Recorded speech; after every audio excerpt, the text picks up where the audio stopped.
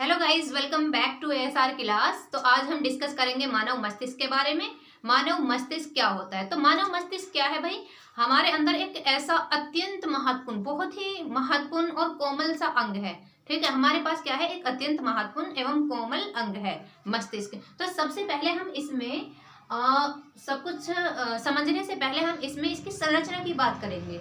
ठीक है, तो हम सबसे पहले इसमें संरचना की बात करेंगे, कैसा होता है मानव मस्तिष्क। ठीक है, तो हम इसका एक चित्र ड्रॉ कर लेते हैं जो 10th क्लास की एनसीईआरटी में दे रखा है। देखो, अब सबसे पहले हम इसे कैसे बनाएंगे। देखो यहाँ पे, तो सबसे पहले हम जो बनाएंगे, इसका जो हमारा मस्तिष्क होता है वो 3 पार्ट्स में डिवाइड होता है, 3 भागों में बटा हुआ होता है। कौन कौन सा? एक तो होता है फोर ब्रेन, मिड ब्रेन और हाइंड ब्रेन। अग्र मस्तिष्क, मध्य मस्तिष्क और पश्च मस्तिष्क। अब देखो, हम डायग्राम के थ्रू समझेंगे इसको। ठीक है, चलो देखो, सबसे पहले हम बनाएंगे इसमें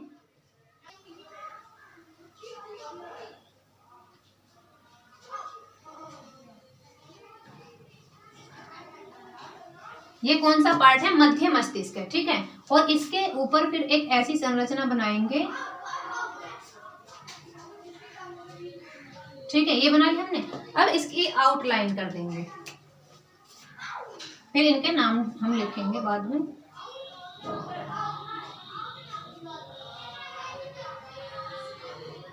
ठीक है, तो यहाँ पे क्या होता है, यहाँ पे आके ये हमारा मध्य मस्तिष्क हुआ, हमने इसकी आउटलाइन कर दी। यहाँ पे बनेगा पश्च मस्तिष्क। ठीक है, यहाँ से एक पेड़ नुमा संरचना होती है जिसे हम छोटा दिमाग कहते हैं। तो यहाँ पे क्या बनेगा? पश्च मस्तिष्क बनेगा, इसको बोलते हैं छोटा दिमाग। ठीक है भाई, तो ऐसे हम इसमें संरचना बना लेंगे। जैसे हम पेड़ नहीं बनाते थे तो ऐसे बना लिया। ठीक है, अब इसकी बाहर से कवरिंग कर देंगे ऐसे। ठीक है, 1 2 3, और इसकी एक और कवरिंग होती है ऐसे। ठीक है भाई,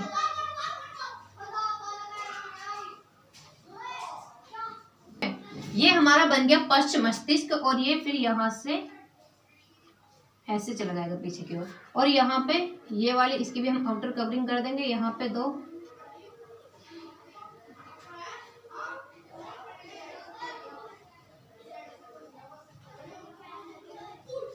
ठीक है, ऐसे बना लिया। तो ये हमने 2 पार्ट तो बना लिए मस्तिष्क के। एक तो हो गया मध्य मस्तिष्क, और ये क्या हो गया? पश्च मस्तिष्क है नी, हाइंड ब्रेन। ये कौन सा है? मिड ब्रेन, और ये है हाइंड ब्रेन। ये है मध्य मस्तिष्क और ये है पश्च मस्तिष्क। तो जो हमारा ब्रेन होता है उसमें सबसे ज्यादा भाग जो होता है अग्र ब्रेन का होता है, अग्र मस्तिष्क का होता है, फोर ब्रेन का होता है। ठीक है, तो अब हम यहाँ से एक संरचना बनाएंगे।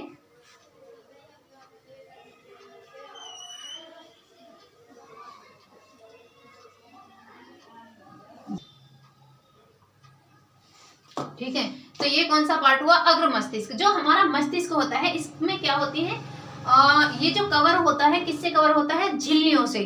ठीक है, इसमें मेम्ब्रेन होती है, 2-3 प्रकार की झिल्लियां होती हैं। ठीक है, तो उन झिल्लियों को हम ऐसे ड्रॉ कर देंगे।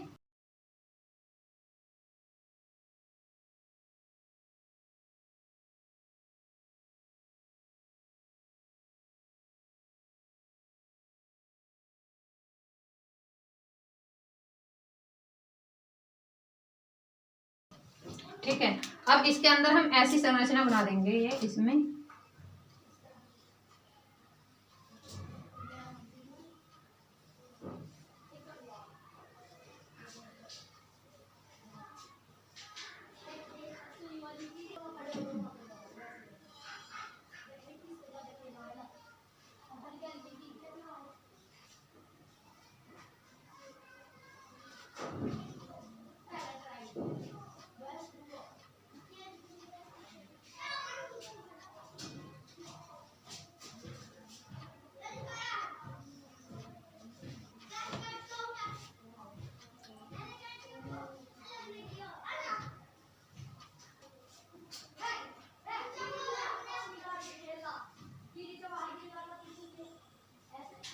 ठीक है, तो ये हमारी बन गई ब्रेन की संरचना।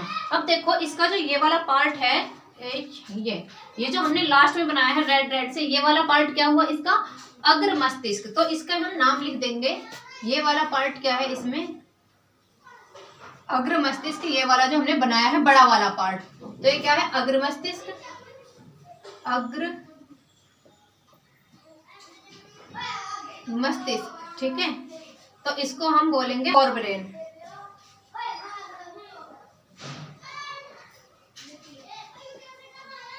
तो ये क्या हुआ? हमारा अग्र मस्तिष्क हुआ।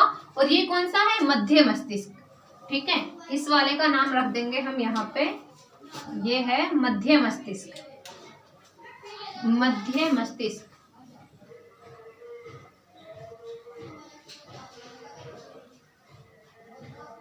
मध्य मस्तिष्क, मिड ब्रेन, मिड ब्रेन, ठीक है।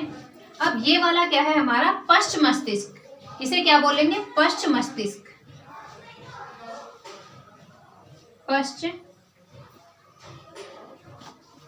मस्तिष्क। हाइंड ब्रेन,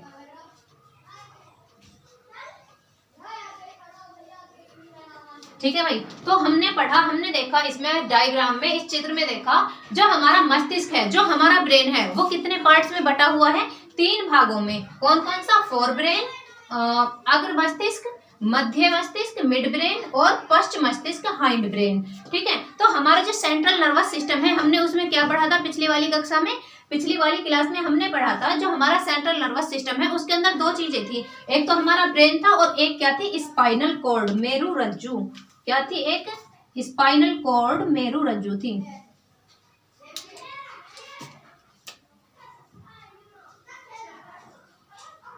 ठीक है। तो ये क्या हुई? स्पाइनल कॉर्ड, इसे हम क्या बोलेंगे? मेरु रज्जु। तो अब हम समझने की कोशिश करेंगे, ये क्या हुआ? मेरु रज्जु, मेरु रज्जु, ठीक है। स्पाइनल कॉर्ड, स्पाइनल कॉर्ड, ठीक है भाई। ये हो गया स्पाइनल कॉर्ड। तो हमने इसके सारे नाम लिख लिए। तो जो हमारा ब्रेन होता है वो किसके अंदर होता है? क्योंकि ये बहुत ही सॉफ्ट ऑर्गन है, ठीक है। तो ये होता है क्रेनियम के अंदर। क्रेनियम क्या है? हमारी खोपड़ी है, कपाल है। तो यहाँ पे किसके अंदर बंद है? हमारा ब्रेन कहाँ पे होता है? क्रेनियम के अंदर होता है, ठीक है। तो इसे हम क्या बोलेंगे? क्रेनियम, कपाल, कपाल, क्रेनियम।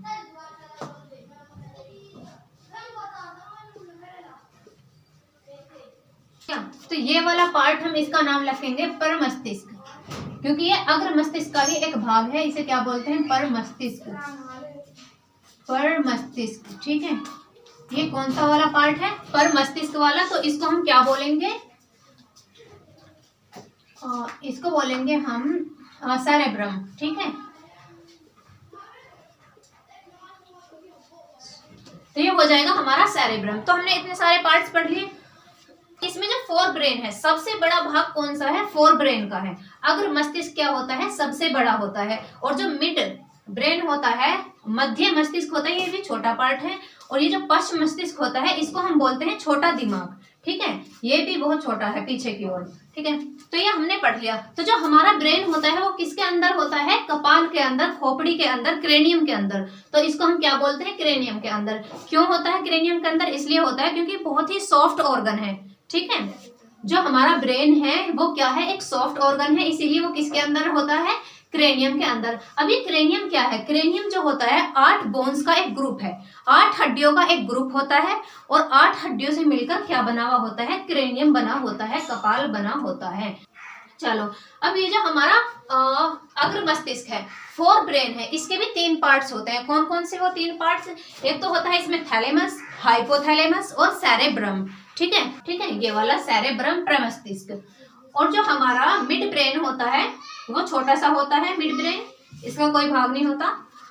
फिर होता है मिड ब्रेन, और फिर होता है हमारा पश्च मस्तिष्क, जो हाइंड ब्रेन होता है। तो हाइंड ब्रेन भी क्या होता है? 3 भागों में बटा हुआ होता है। इनका नाम होता है, एक तो पोन्स हो गया, and medulla oblongata and cerebellum. अब हम इन सारों के वर्क पढ़ेंगे, ये क्या क्या काम करते हैं, इनका काम क्या क्या होता है। अच्छा ये बताओ, जो हमारा ब्रेन होता है उसकी स्टडी को क्या बोलते हैं? अगर ब्रेन के बारे में हमें पढ़ना है, किसी को डॉक्टर बनना है, ब्रेन का, दिमाग का, मस्तिष्क का डॉक्टर बनना है, तो उसको उसकी स्टडी को क्या बोलते हैं? न्यूरोलॉजी। तो ब्रेन की स्टडी को हम क्या बोलते हैं? न्यूरोलॉजी। चलो स्क्रीनशॉट लो, फिर हम इसके पार्ट्स पढ़ेंगे और इस पार्ट्स के क्या क्या काम होता है ये सब पढ़ेंगे, ठीक है।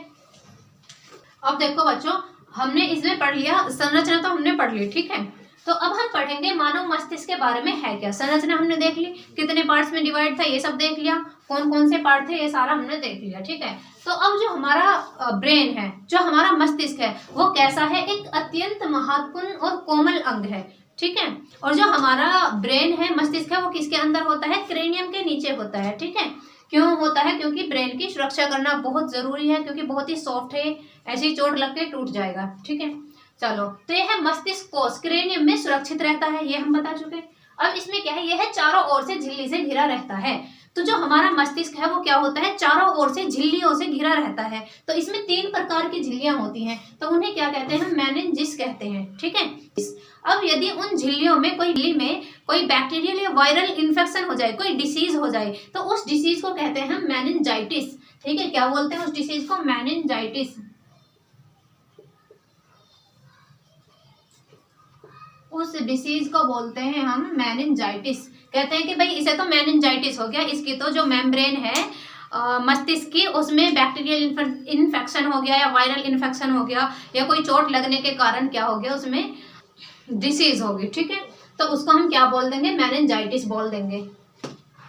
चलो, जो मस्तिष्क के चारों ओर जो झिल्लियां होती हैं वो 3 प्रकार की होती हैं, 3 झिल्लियां होती हैं। वे कौन कौन सी होती हैं झिल्लियां, एक तो होती है ड्यूरामेटर, आर्केनोइड और पायामीटर। जो ड्यूरामेटर होती है ये बाहर की ओर होती है, ठीक है, सबसे बाहर की ओर होती है। और जो आर्केनोइड होती है ये बीच में होती है और पायामीटर अंदर की ओर होती है, ठीक है। तो ये क्या करती हैं, इनमें रुधिर कोशिकाओं का एक जाल होता है। अब ये जो झिल्लियां हैं इनमें क्या है, रुधिर कोशिकाओं का क्या है, जाल है, एक सघन जाल है, कॉम्प्लिकेटेड जाल है। तो इन्हीं के द्वारा ब्रेन को भोजन तथा O2 मिलती है। तो इन झिल्लियों में जब क्या है, एक सघन जाल है कोशिकाओं का, तो उन कोशिकाओं से ही क्या मिलती है, ऑक्सीजन और भोजन मिलता है हमारे मस्तिष्क को। झिल्लियों के बीच में एक तरल पदार्थ भरा रहता है। जो वे झिल्लियां होती हैं उन झिल्लियों के बीच में एक तरल पदार्थ भरा रहता है, जो हमारे मस्तिष्क की क्या करता है, बाह्य आघातों से, बाह्य घटनाओं से, जो बाह्य बैक्टीरियल इन्फेक्शन है या कोई भी आके अटैक कर रहा है, उन सब से क्या करती है, सुरक्षा करती है,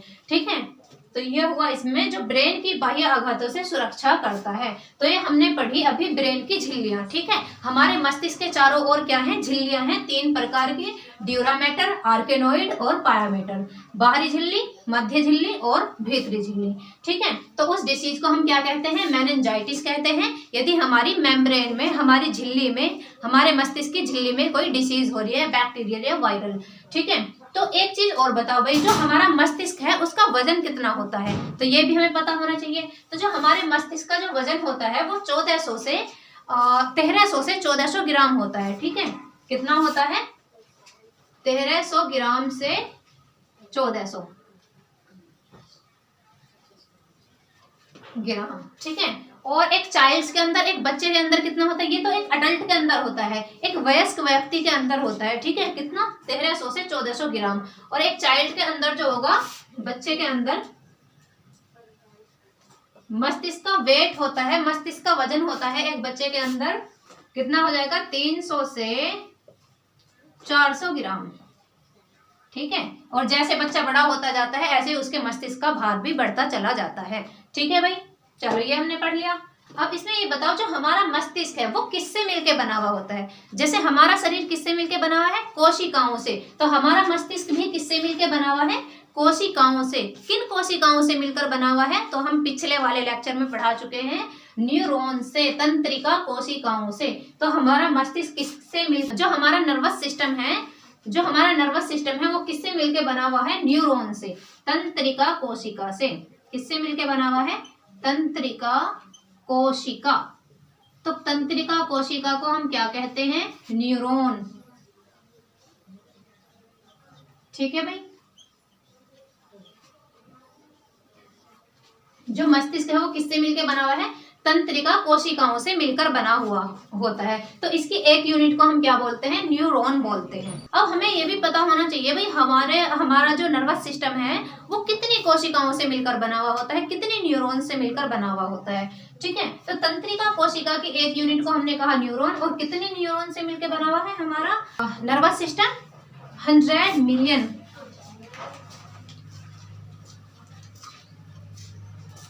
लगभग 100 मिलियन कोशिकाओं से न्यूरॉन से मिलकर बना होता है। ठीक है, अब हमने ये तो डिस्कस कर लिया। अब हम पढ़ेंगे जो हमारा ब्रेन है, जो हमारा मस्तिष्क है, उसके कितने पार्ट्स हैं और उनका काम क्या है। इन सबको हम अलग अलग पढ़ने की कोशिश करेंगे। ठीक है, चलो हम इसमें पढ़ेंगे मस्तिष्क के कितने पार्ट हैं। तो हम सबसे पहले इसमें एक चार्ट बनाएंगे, उस चार्ट के थ्रू समझने की कोशिश करेंगे। मस्तिष्क, ह्यूमन ब्रेन, चलो हम यहीं पे कर लें। जो ह्यूमन ब्रेन है, जो मस्तिष्क है,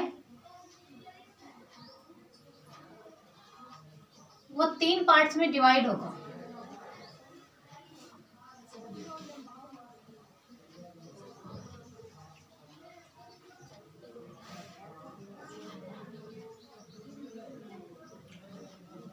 जो ह्यूमन ब्रेन है वो कितने पार्ट्स में डिवाइड है? 3 पार्ट्स में। इसके 3 पार्ट होते हैं, अभी हमने डायग्राम में समझाया है तुम्हें। तो इसमें क्या है? पहला अग्र मस्तिष्क,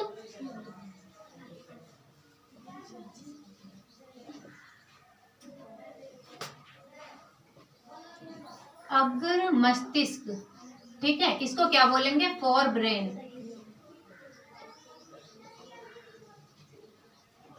दूसरा है हमारा मध्य मस्तिष्क,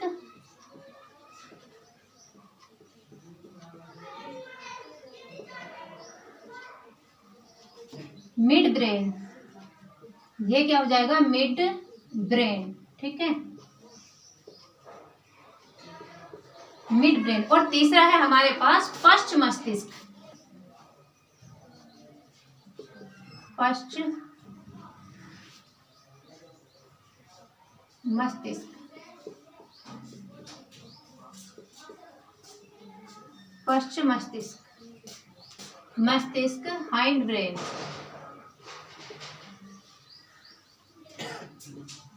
ठीक है भाई, तो ये हमने पढ़ लिए ह्यूमन ब्रेन के पार्ट्स। कितने पार्ट्स हो गए? अग्र मस्तिष्क, मध्य मस्तिष्क और पश्च मस्तिष्क। जो हमारे पास अग्र मस्तिष्क है, ये भी कितने पार्ट्स में डिवाइड है? 3 पार्ट्स में। ये भी 3 पार्ट्स में डिवाइड है।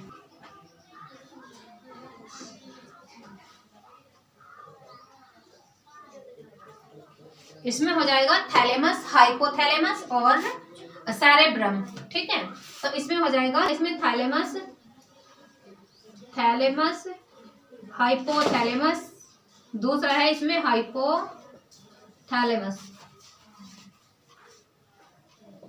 हाइपोथैलेमस और सेरेब्रम।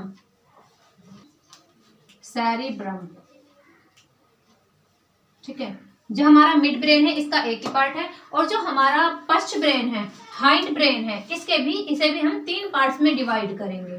ठीक है,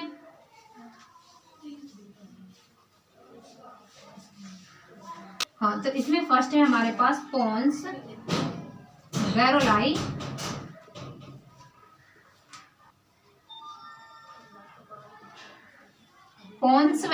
दूसरा है इसमें सेरिबेलम,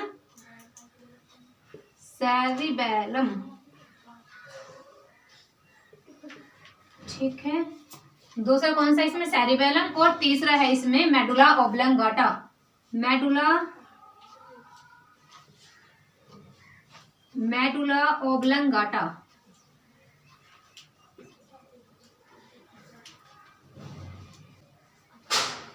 ठीक है भाई, तो ये हो गया मेडुला ओब्लंगाटा। अब हम इनके फंक्शंस पढ़ेंगे, इनका कार्य क्या है।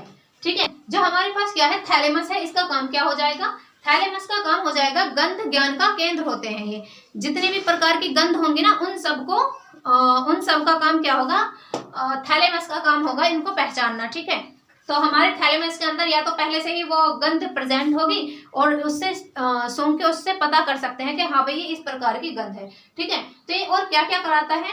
जैसे हमारी जीभ है, हमने कुछ खाया तो उसकी भी टेस्ट जो होता है उसको भी बताने का काम कौन करता है? उसका भी मैसेज देने का थैलेमस करता है। त्वचा हुई, किसी ने हमें टच किया तो टच करके जो हमारे पास प्रतिक्रिया हुई, जो रिफ्लेक्स एक्शन हुआ वो भी किसका काम है, थैलेमस का। ठीक है, हीट हुआ, कोल्ड हुआ, थैलेमस का काम क्या हो जाएगा, जो बाह्य एक्सटर्नल बॉडी टेम्परेचर है उसको कंट्रोल करना, और ताप का हो गया या कोई एक्सटर्नल पेन हो गया, जैसे किसी ने चांटा मारा और दर्द हुआ तो वो क्या हुआ, हमारे पास एक एक्सटर्नल पेन हुआ, बाह्य दर्द हो गया। ठीक है, तो उन सबको फील कराना, इन सब की फील कराने का काम किसका है, थैलेमस का। अब हम बात करेंगे हाइपोथैलेमस की। तो हाइपोथैलेमस क्या है भाई, हाइपोथैलेमस का काम होता है भूख, प्यास, सोना, ताप नियंत्रण, उपापचय, गुस्सा आना, ये सारे काम किसके हैं, हाइपोथैलेमस के। हमें भूख लग रही है ये भी कौन बताएगा, हाइपोथैलेमस है।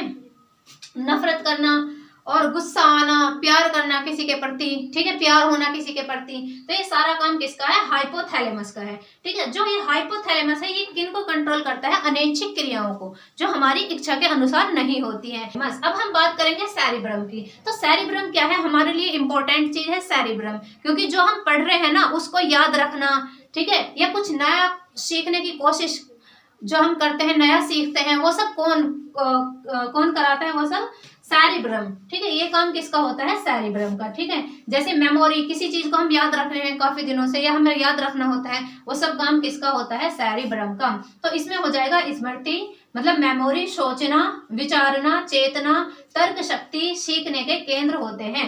ठीक है, अब मैं तुम्हें ये पढ़ा रही हूँ ह्यूमन ब्रेन्स, अगर तुम इसको याद कर रहे हो, इसको समझने की कोशिश कर रहे हो, तो ये मैसेज कहाँ पे जा रहा है, सेरिब्रम में। ठीक है, सेरिब्रम में स्टोर होगी ये सारी चीजें।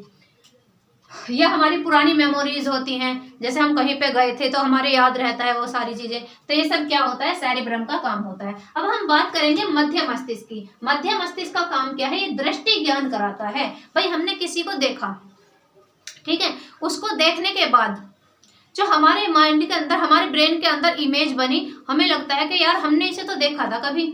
ठीक है, तो ये सब कौन कराता है, हमारे पास मध्य मस्तिष्क का काम होता है दृष्टि ज्ञान कराना।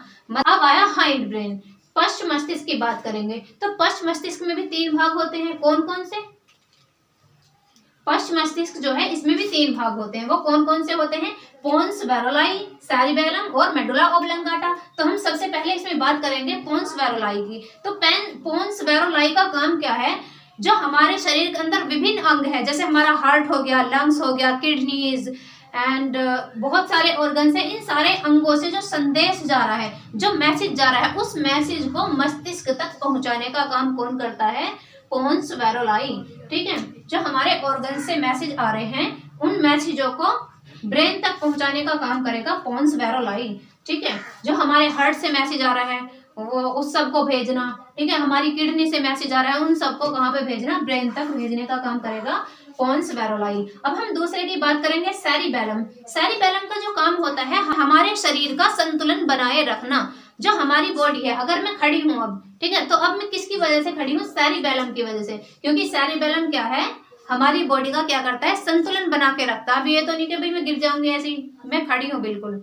ठीक है, तो सेरिबेलम क्या है, शरीर का संतुलन बनाए रखता है। जो लोग ज्यादा ड्रिंक कर लेते हैं ना तो उनका संतुलन नहीं बन पाता, तो उनके किस पे इफेक्ट पड़ता है, सेरिबेलम पर इफेक्ट पड़ता है। ठीक है, उनके सेरिबेलम पे इफेक्ट पड़ता है, सेरिबेलम काम करना बंद कर देता है।